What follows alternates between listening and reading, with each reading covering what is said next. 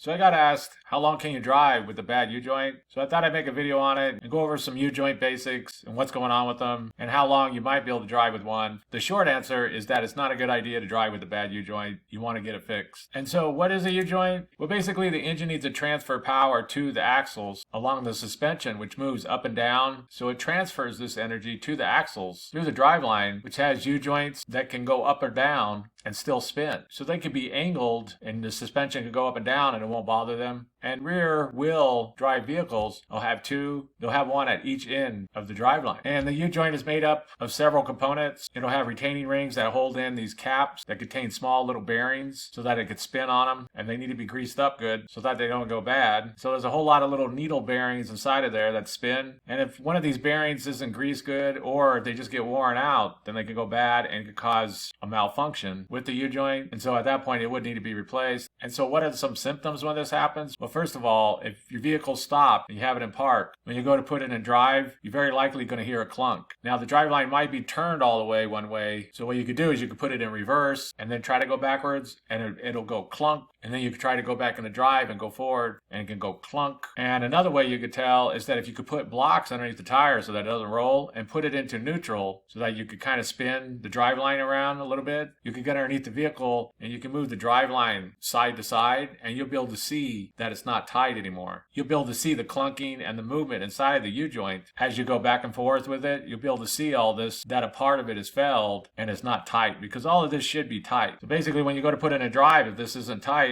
it'll go clunk. And when you go in reverse, if it's not tight, it'll go clunk again. Another common symptom of a bad U-joint is that if something's failed, it's not balanced anymore. The U-joint needs to be balanced, and so it'll cause a vibration when you're driving down the road. This is very common, and it's a sign of a failing U-joint. So if you're getting a vibration when you're driving down the road, then it's a good idea to check them out and see if they have failed. And so how long can you drive with a bad U-joint? It's not a good idea to drive with a bad U-joint at all. Because if this comes disconnected, this is connected to the rear axle, and when the U-joint completely fails, it's going to fall out and the driveline is going to fall out. The whole vehicle will have no way to move at all. And these U-joints, once they start going bad, they don't last long. They'll come apart really quickly. One of these side things can tear off. So it's not a good idea to drive a vehicle with a bad U-joint out on the roads at all. It's best to take it to a mechanic and have them repair it because you do not want to drive with a bad U-joint. It will leave you stranded. You will break down. Very likely you'll lose your driveline. And in some cases, the driveline can even come up and into the vehicle if it breaks and hits the front of the road and spikes up. Although very rare, it is possible that that can happen. So this is something you don't want to mess around with. You don't want to mess around with the bad U-joint. You want to get that fixed and not drive it out on the road. And so that's basically it. I thought I'd just make a video to answer the question, how long can you drive with a bad U-joint? If you have anything to add, please comment down below. If you have any questions, ask me and I'll try to answer them. If this video helps you, please click like, please click subscribe, and have a good day.